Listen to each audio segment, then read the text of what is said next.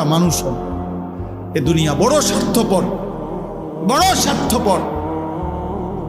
এজন্য বাপ আপনাদেরকেও বলি, যুবক তোমাদেরকেও বলি, তুমি নষ্ট হয়ে গেলে শেষ পর্যন্ত মনে রাখো তোমার জন্য কেউ থামবে না।